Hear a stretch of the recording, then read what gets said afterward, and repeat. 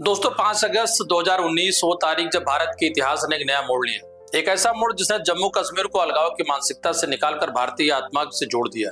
ये सिर्फ एक धारा नहीं थी, एक मानसिक जंजीर थी जो पीढ़ियों से वहां के लोगों को बांध रही थी। नेहरू की ऐतिहासिक भूल, कांग्रेस की वर्षों की उदासीनता और आतंक के साये में पलती एक पीढ़ी। लेकिन फिर आया बदलाव। नरेंद्र मोदी और अमित शाह की जोड़ी ने वो कर दिखाया जो 70 सालों में कोई नहीं कर सका। 5 अगस्त 2020 में अयोध्या में राम मंदिर का भूमि पूजन, करोड़ों हिंदुओं की आस्था को न्याय मिला। ये फैसले सिर्फ कानून नहीं है, ये भारत के आत्मसम्मान की बहाली थी।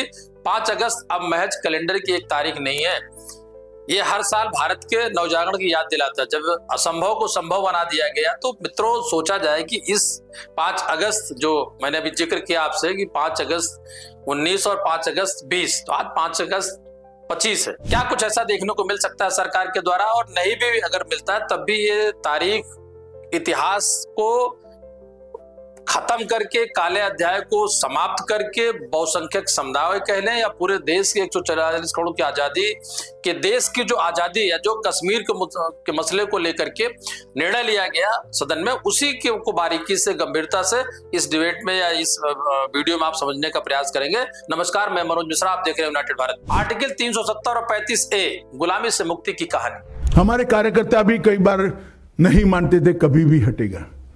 मैं तो कार्यकर्ता बना उस दिन से। मैं पहली बार संघ की शाखा में 12 मार्च 1980 को गया था। तब से लेकर आज तक अनुच्छेद 370 और 35 से हटाएंगे हटाएंगे हटाएंगे सुनता था। किसी को कल्पना नहीं थी।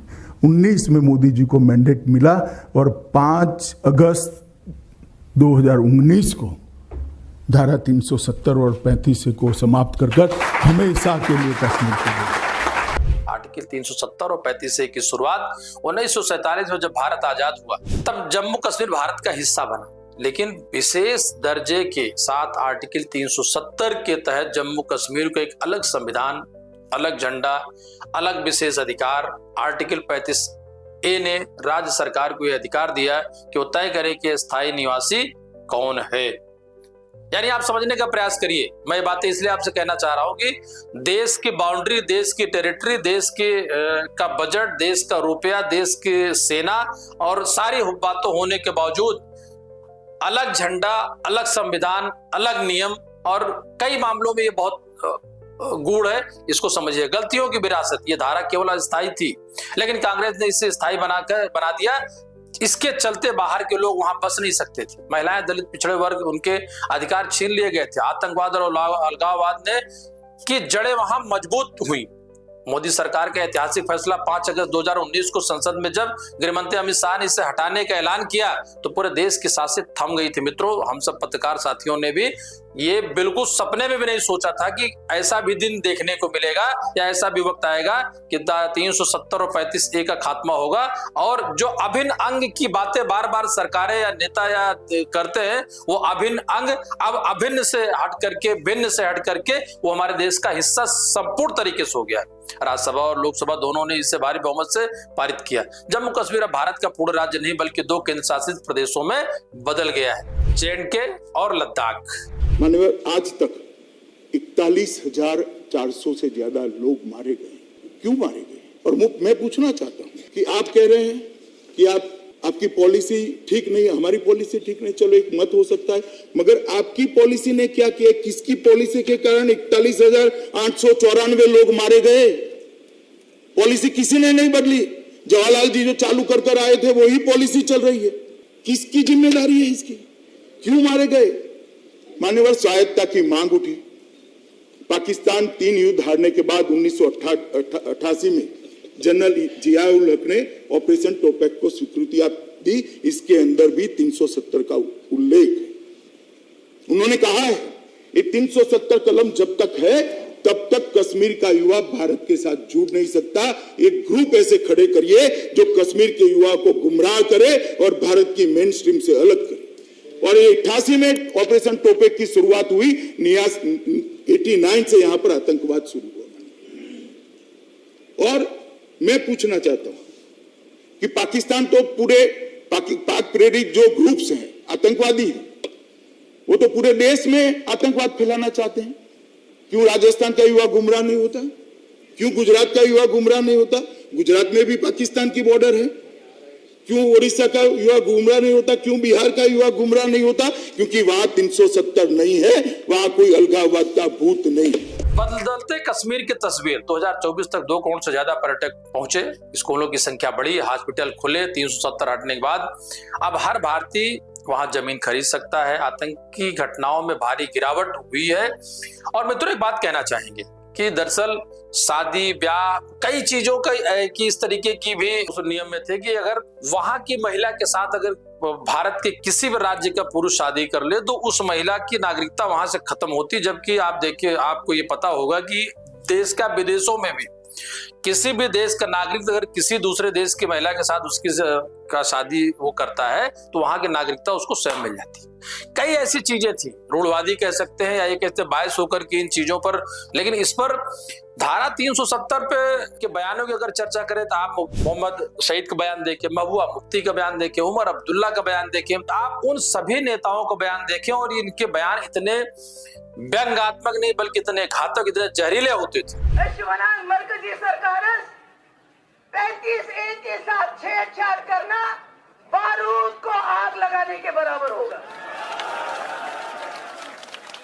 जो हाथ 35A के साथ छेड़छाड़ करने के लिए उठेंगे वो हाथ ही नहीं, वो सारा जिस्म जल के राख हो जाएगा। यहां तक कहा गया अगर धारा 370 को भाजपा ने छुआ तो देश में आग लग जाएगी। कई चीजें कई बातें ऐसी रही, लेकिन सरकार को कड़े निर्णय लेने के बाद और शांति व्यवस्था बहाल करने को लेकर के मैं भी कश्मीर का दौरा हाल ही में करके आया और मैं आपसे कह सकता हूं कि जो कश्मीर का आम जनमानस है उसको इस निर्णय से कहीं कोई परेशानी नहीं है। ये स्थानीय तौर पर राजनीतिक पार्टियां या पूर्ववर्ती सरकार जब देश की आजादी हुई तो वो किस दबाव में और क्यों, कारण यह कि मुद्दा कभी कोई संसद में आप देखा उठता है कि अकेले जम्मू कश्मीर को ही साथ के समझौता या उस समय चूंकि सभी नवाब और सभी राजा थे, हरि सिंह से लेकर सारे लोग थे, तो जो जिम्मेदारी सरदार पटेल को दी गई थी, चाहे वो हैदराबाद की बात कर ले, निजाम की बात कर ले, उनको उन्होंने मिलाने का, जोड़ने का किसी शर्त के बिना शर्त के किया।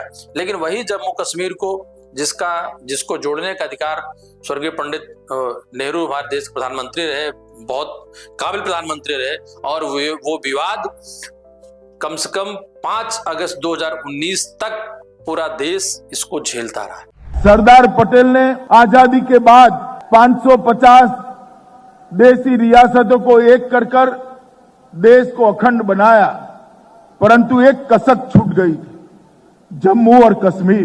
पूरे 70 साल हो गए, किसी ने धारा 370 और 35A को छूना भी मुनासिब नहीं समझा। 2019 में देश की जनता ने फिर से एक बार हमारे प्रधानमंत्री नरेंद्र मोदी जी को देश की बागडोर सौंपी और पूर्ण बहुमत के साथ सौंपी।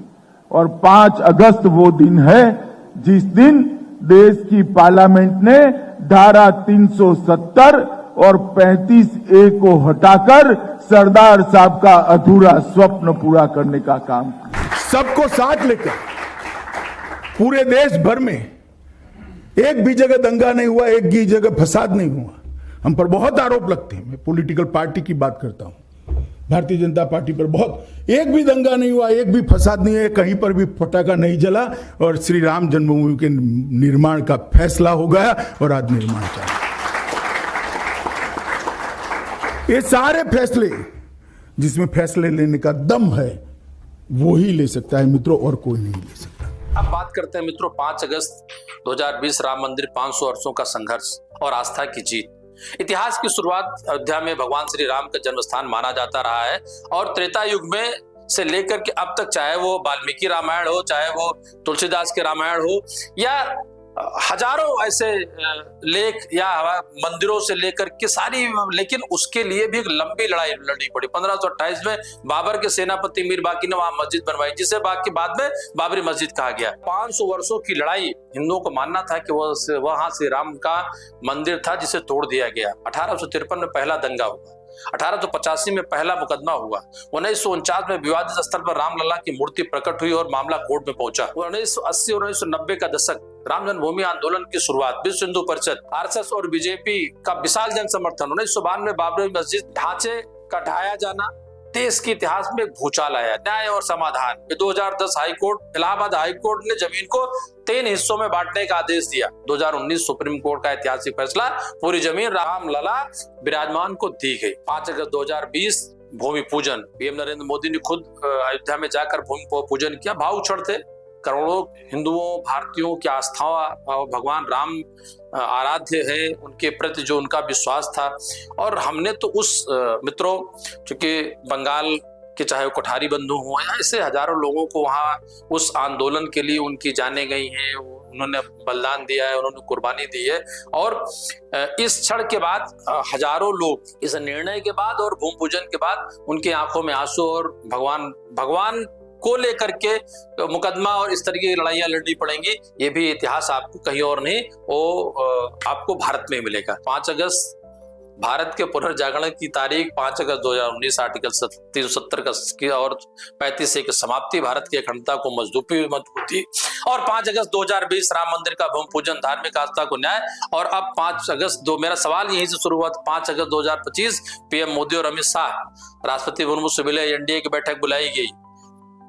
क्या बीजेपी के दिमाग में ऐसा क्या चल रहा है, क्योंकि इस 5 अगस्त के इतिहास को वो दोहराना चाहेंगे कि अभी कुछ ऐसा क्या करने जा रहे हैं, यूनिफॉर्म सिविल कोड से लेकर के, एनआरसी से लेकर के, या और भी कुछ ऐसी चीजें हो सकती है। इंतजार करना पड़ेगा कि भारतीय जनता पार्टी, उनका शीर्ष नेतृत्व मोदी और अमित शाह बाकी इस 5 अगस्त को कैसे ऐतिहासिक बनाते हैं या क्या खबरें चल के आती है। और ये तारीख अब तारीख नहीं रह गई, एक आंदोलन है, एक पहचान है जिसको सदियों तक लोग याद रखेंगे। जहां से भारत ने हर उस फैसले की शुरुआत की है, दशकों से असंभव माना जाता रहा है। धारा 370 का हटना, राम मंदिर का सपना हुआ साकार। क्या अब, मेरा सवाल है, यूनिफॉर्म सिविल कोड, एनआरसी या कोई और ऐसा कड़ा ठोस निर्णय भारतीय जनता पार्टी लेने जा रही है? लेकिन मित्रों एक अंतर है, वो अंतर ये है कि पूर्ण बहुमत की सरकार नहीं है, गठबंधन की सरकार है। तो गठबंधन साथियों को भी साधना पड़ेगा, देखना पड़ेगा अगर कोई बड़ा निर्णय लेने जा रहे हैं तो। आप देखते रहे यूनाइटेड भारत, मैं मनोज मिश्रा। और एक बात आपसे कहना चाहूंगा मित्रों, आपने विगत 3 माह में यूनाइटेड भारत की इस डिजिटल प्लेटफॉर्म को बहुत प्यार दिया है। 2001 से प्रिंट मीडिया में कदम रखने के बाद लगभग 35 साल पूरे होते हैं, और अब डिजिटल के प्लेटफॉर्म पे सही खबरें, सटीक खबरें, सही विवरण और समीक्षा आपको नियमित रूप से मिलेंगी। आपसे बस अनुरोध है कि आपने जैसा प्यार बनाए रखा, आप इसको शेयर करें, सब्सक्राइब करें और देखें। धन्यवाद।